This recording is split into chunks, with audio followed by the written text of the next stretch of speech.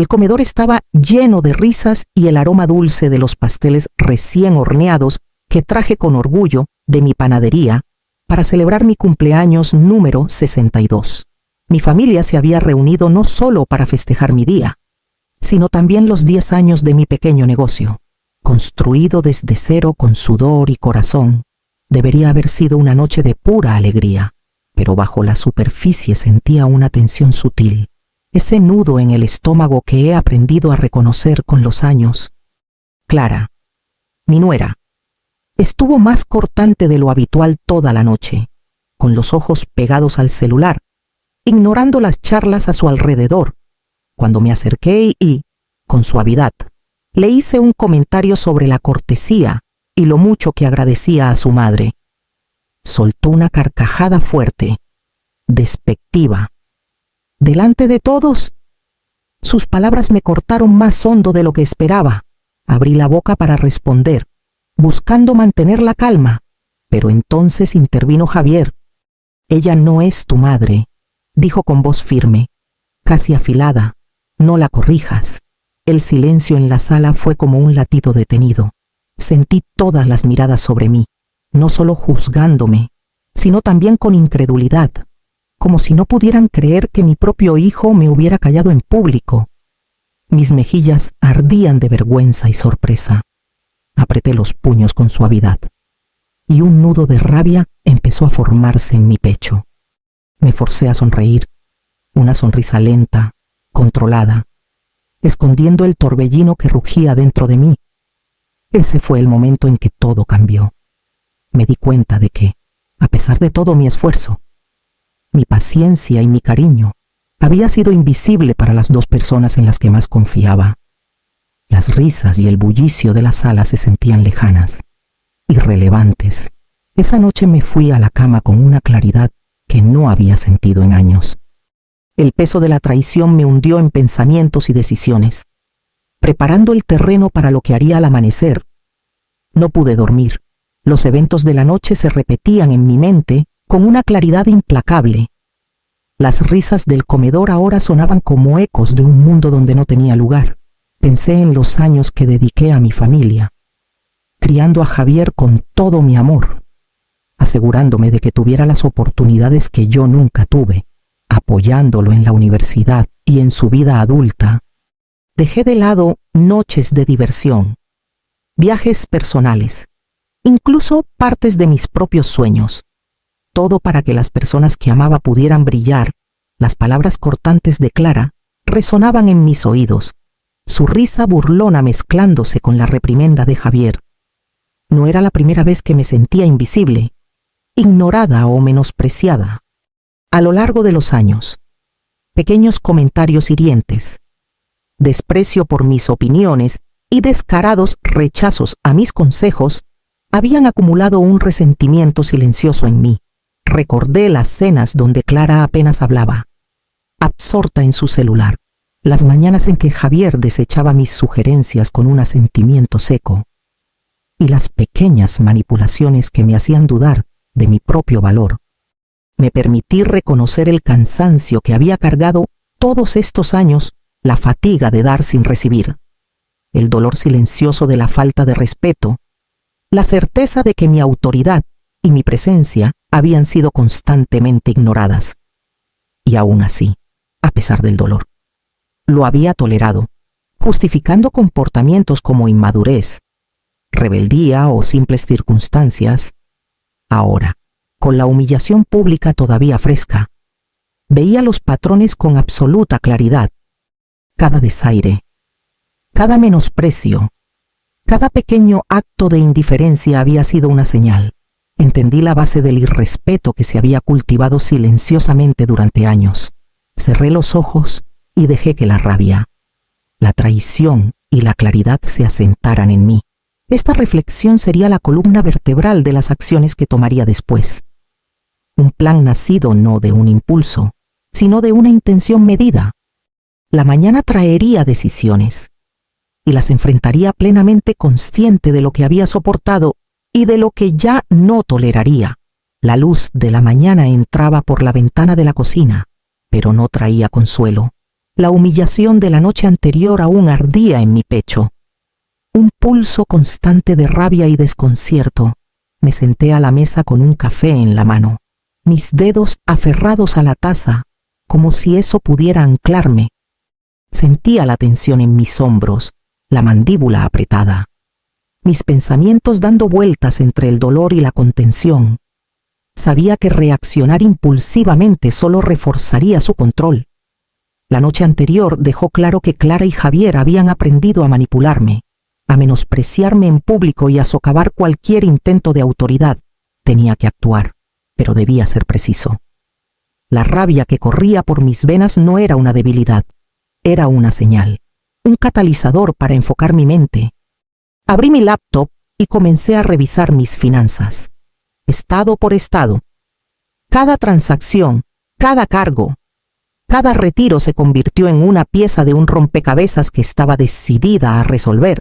Tomé notas de gastos recurrentes, marqué cargos sospechosos y construí una línea de tiempo de comportamientos que antes me parecían insignificantes. El patrón empezaba a emerger pequeños actos deliberados diseñados para mantenerme distraída, aislada y ocultar sus verdaderas intenciones. Mientras revisaba las cuentas, también comencé a documentar comportamientos, recopilando pruebas de desdén, irrespeto y manipulación.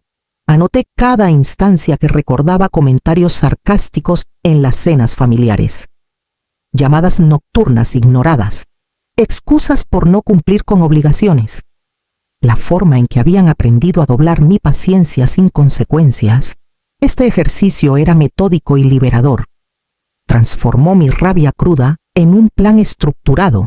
Cuando el sol subió más alto, el fuego que amenazaba con consumirme se convirtió en una resolución calculada. Ya no solo reaccionaba a la humillación, estaba preparándome para recuperar el control. Cada nota, cada observación, cada desaire documentado se convirtió en parte de una estrategia, un mapa para las acciones que tomaría. Cerré la laptop y respiré hondo, sintiendo cómo la rabia se transformaba en propósito. Los próximos pasos requerían precisión, y estaba lista para comenzar. Extendí los estados de cuenta y recibos de tarjetas de crédito sobre la mesa de la cocina. Un despliegue de números y fechas que de repente parecían un idioma que apenas comenzaba a entender. Cada línea contaba una historia, pero no era la que había asumido todos estos años. Empecé con las entradas más simples: compras de supermercado, servicios, gastos domésticos pequeños. Pero no pasó mucho tiempo antes de que las irregularidades llamaran mi atención. Había cargos repetidos en hoteles boutique, siempre los martes y jueves, perfectamente sincronizados con mis horas ocupadas en la panadería.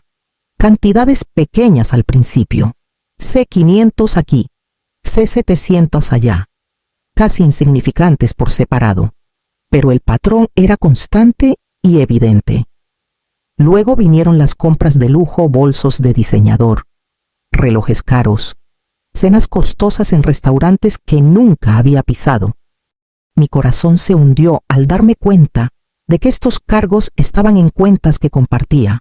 Sin ninguna mención o explicación, los traslados eran peores. Grandes sumas movidas entre cuentas de las que no tenía conocimiento, a menudo descritas vagamente como gastos familiares o necesidades del hogar. Pero al verificar las fechas, coincidían con los supuestos mandados de Clara o las reuniones de Javier. Los momentos en que me aseguraban que se trataba de tareas comunes. La verdad me golpeó como un puñetazo. Esto era deliberado, sistemático y calculado. Cada acción aparentemente inofensiva, cada mentira educada, cada momento que excusé con paciencia se reveló como una fachada. La ofensa y la humillación de la noche anterior eran solo la punta del iceberg. Debajo yacía una traición más profunda, una que amenazaba no solo mi orgullo, sino la seguridad que había construido con décadas de trabajo y cuidado. Una claridad fría se asentó sobre mí mientras miraba los documentos. La rabia del día anterior se transformó en algo más afilado, más enfocado, No solo estaba herida, estaba siendo explotada.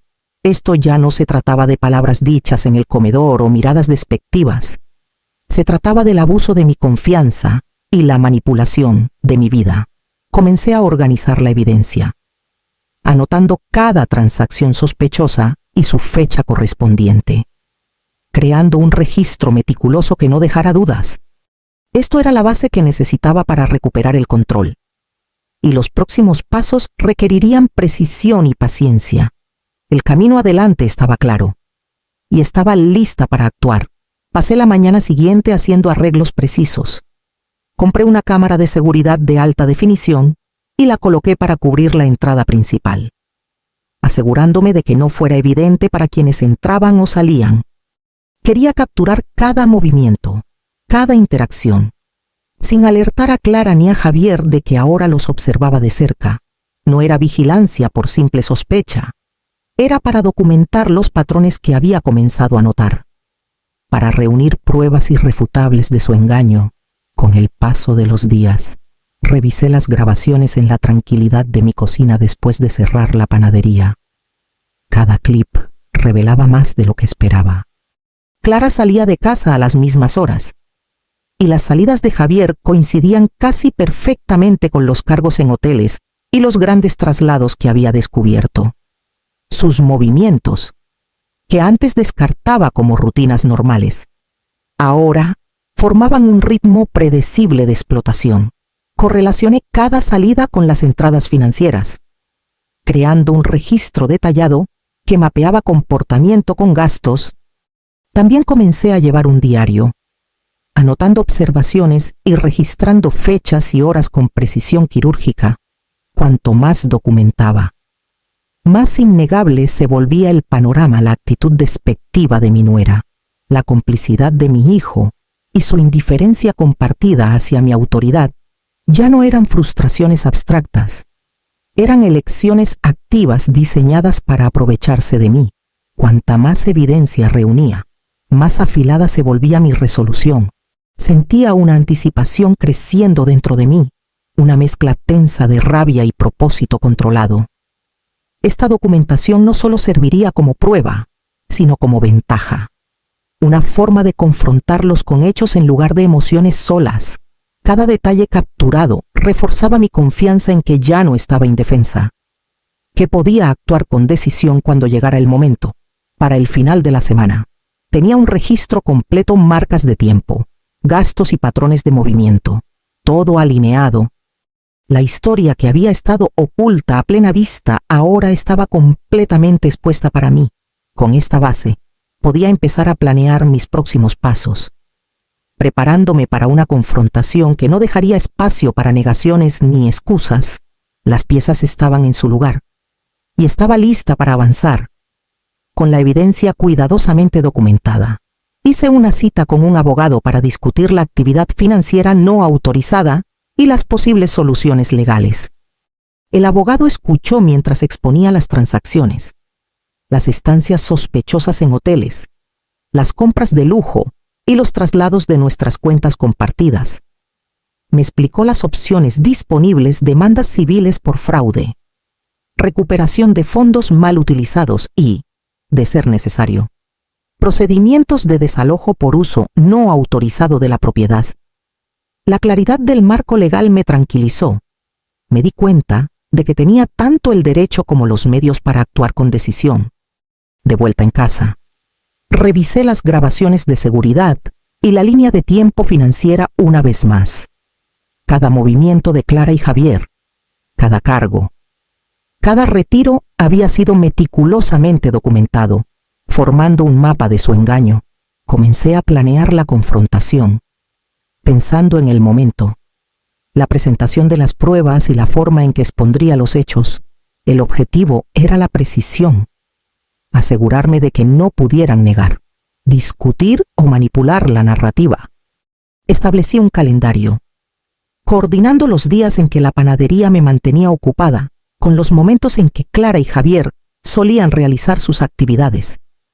Revisé mis notas, identifiqué lagunas, confirmé la alineación entre acciones y gastos, Practiqué los pasos en mi mente, anticipando sus posibles respuestas y preparando contramedidas. Cada detalle mío importaba el momento exacto para mostrar las pruebas, la secuencia de notificaciones legales, el timing de los documentos de desalojo. La tensión crecía constantemente mientras el plan se cristalizaba. Sentía el peso de la traición transformarse en una sensación de control y empoderamiento. La humillación de la reunión familiar ya no me dominaba. Ahora era el catalizador para la acción. Mi rabia se había vuelto estructurada, deliberada y con propósito, para el final de la semana. Todo estaba listo. La evidencia estaba organizada, la consulta legal completada y la estrategia finalizada.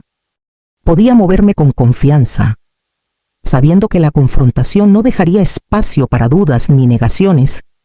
El momento de actuar se acercaba, y estaba lista para recuperar lo que me habían arrebatado durante demasiado tiempo. Llegó la noche, y esperé hasta que la panadería cerró y la casa estaba en silencio.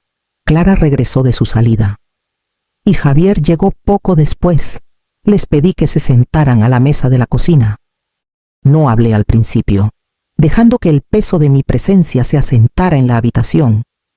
Luego comencé a exponer la evidencia. Les mostré los estados de cuenta. Cada cargo sospechoso resaltado y fechado, correlacionado con los patrones de sus movimientos que había documentado con la cámara de seguridad. Detallé las estancias repetidas en hoteles, las compras de lujo y los traslados de cuentas que compartía, todo sin mi conocimiento ni consentimiento. Hablé con calma, deliberadamente. Mi voz firme a pesar de la rabia que hervía dentro de mí. Los ojos de Clara se abrieron de par en par mientras miraba la laptop y los papeles extendidos frente a ella. La mandíbula de Javier se tensó y compartieron una mirada que revelaba tanto sorpresa como pánico. Sus intentos de responder fueron defensivos, desordenados. Al darse cuenta de la profundidad de mi conocimiento, cualquier palabra de negación se desmoronaba bajo la claridad de las pruebas. Sostuve sus miradas, dejando que la realidad de su engaño se asentara. Durante años, me habían ignorado, menospreciado y faltado al respeto. Pero el equilibrio había cambiado. La humillación que había soportado ahora alimentaba mi autoridad. Expliqué que el mal uso de los fondos era una traición, no solo un asunto financiero, y que era necesaria una restitución para reparar el daño causado. Finalmente, deslicé la notificación de desalojo sobre la mesa. Detallé los términos cese inmediato del uso no autorizado de la propiedad, reembolso de los fondos mal utilizados y cumplimiento de los procedimientos legales. El silencio en la sala era palpable. La boca de Clara se abrió y luego se cerró. Los hombros de Javier se hundieron al darse cuenta de que las consecuencias eran inevitables. Mantuve mi compostura, hablando con la precisión calma de alguien que se había preparado meticulosamente para este momento exacto. Cuando salieron de la cocina, la dinámica de poder había cambiado irrevocablemente. Había reclamado mi autoridad y establecido límites que ya no podían ignorarse. Las pruebas hablaron por sí solas. Sin dejar espacio para negaciones ni manipulaciones, me recosté, dejando que la gravedad de la confrontación se asentara, consciente de que los próximos pasos consolidarían el control que había trabajado tan cuidadosamente para recuperar. A la mañana siguiente, comencé a ejecutar las acciones que había planeado meticulosamente. Ingresé a las cuentas bancarias, cancelando las tarjetas de crédito que Clara y Javier habían estado usando y congelando los traslados que habían drenado mis fondos durante meses. Cada clic del ratón se sentía deliberado, una recuperación del control que me habían negado durante tanto tiempo. La notificación de desalojo que había entregado la noche anterior fue seguida por una presentación formal en el juzgado, asegurando que la ley ahora respaldara la autoridad en que ya había afirmado en mi hogar. A medida que pasaban las horas, la sensación de impotencia que había cargado durante tanto tiempo se desvanecía gradualmente. Cada cuenta congelada, cada documento presentado y cada paso en el proceso de desalojo reforzaban mi independencia. Ya no era simplemente una espectadora en mi propia vida. Había establecido límites claros, inequívocos y ejecutables, que evitarían cualquier explotación futura. La autoridad que me habían arrebatado a través de sutiles faltas de respeto y engaños descarados estaba siendo restaurada, no solo a través de la confrontación, sino mediante acciones concretas y metódicas. Con cada tarea completada, sentía una satisfacción silenciosa, una recompensa emocional que tenía poco que ver con la venganza y todo con la dignidad. La humillación que había soportado fue contrarrestada no por rabia, sino por claridad y efectividad. Ya no estaba sujeta a manipulaciones, ni a merced de su indiferencia hacia mi autoridad y confianza. Mi hogar, mis finanzas y mi sentido de mí misma volvían a ser míos para gobernar al anochecer. Las acciones inmediatas estaban completas. Me senté a la mesa de la cocina, revisando el progreso del día y los documentos que confirmaban los pasos dados. Había una calma en el silencio que había estado ausente durante años. Un equilibrio entre vigilancia y paz. Finalmente, podía ver el camino adelante con claridad y control, sabiendo que el marco que había establecido me protegería de futuros engaños o faltas de respeto. La base estaba puesta, y con ella, la oportunidad de reflexionar sobre las lecciones aprendidas y construir la próxima fase de mi vida, libre de las ataduras de las traiciones pasadas. Me senté sola en la tranquilidad de mi cocina, con los documentos de los días anteriores cuidadosamente apilados a mi lado. La casa se sentía diferente ahora, las mismas paredes, los mismos muebles, pero impregnada de un sentido de orden y autoridad que había estado ausente durante años. Reflexioné sobre todo lo que me había llevado a este punto, las innumerables veces que toleré el irrespeto. Excusé la manipulación y silencié mi propia voz para mantener la paz. Cada recuerdo pesaba diferente ahora, visto a través del lente del empoderamiento que había luchado por reclamar. Pensé en las reuniones familiares donde me ignoraron, el sutil menosprecio de Clara y los momentos en que Javier silenciosamente se ponía de su lado, dejándome aislada en mi propio hogar. Recordé las pequeñas bondades que había ofrecido, la paciencia que había ejercido y la forma en que asumí que el respeto sería automático, que el cuidado y el sacrificio por sí solos exigirían reconocimiento. Esas suposiciones habían sido costosas. Ahora, después de recuperar mi autonomía, las lecciones eran claras. El respeto no es un derecho innato, ni se debe por amor o lazos familiares. Debe ganarse y mantenerse, reforzado por límites y claridad de propósito. Sentí el peso de mi propia agencia, el poder de las elecciones hechas deliberadamente en lugar de reactivamente. Había una serenidad en esta comprensión, una confianza silenciosa que no venía del triunfo sobre otros, sino del conocimiento de que me había protegido a mí misma, mis valores y mi vida. El pasado siempre sería parte de mí, pero ya no dictaba mi presente. Me levanté de la mesa, resuelta a llevar esta claridad hacia adelante, a moverme con intencionalidad y a prepararme para los pasos finales que asegurarían no solo mi independencia, sino la vida que había luchado por reclamar en las semanas que siguieron. Me concentré en reconstruir y fortalecer la vida que tanto había luchado por reclamar. Invertí en la panadería, ampliando el menú y renovando el pequeño espacio para recibir a más clientes. Cada mejora, cada decisión cuidadosa, reforzaba mi independencia y me recordaba que la vida que quería estaba bajo mi control. En casa, también hice mejoras prácticas, reorganizando el espacio para que se adaptara a mis rutinas y necesidades.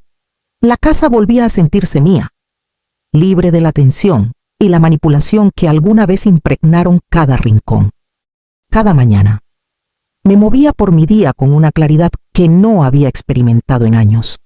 equilibrando el trabajo, la planificación y la reflexión tranquila sin la corriente subterránea de traición pendiendo sobre mí. Clara y Javier intentaron acercarse, ofreciendo disculpas, explicaciones y gestos que parecían destinados a reparar la relación. Escuché. Medí y reconocí sus palabras, pero no vacilé en los límites que había establecido. Las lecciones del pasado eran demasiado claras. El respeto debe ganarse, y la confianza debe reconstruirse cuidadosamente y con intención, no exigirse tras un error. A través de todo esto, descubrí un renovado sentido de autorrespeto y agencia. Ya no permitía que el pasado dictara mi presente. Tomé decisiones guiadas por claridad y propósito en lugar de miedo u obligación. Cada acción era deliberada. Cada decisión reforzaba la autonomía que había luchado por afirmar. A medida que los días se convirtieron en semanas, me di cuenta de que avanzar no se trataba de borrar el pasado, sino de integrar las lecciones que me había proporcionado. La vida que estaba construyendo era mía sola, moldeada por la experiencia, la resiliencia y la comprensión de que la dignidad no puede ser arrebatada, debe mantenerse y protegerse. Esta claridad me llevó al próximo capítulo de mi vida, firme, deliberada y plenamente consciente de la fuerza que había cultivado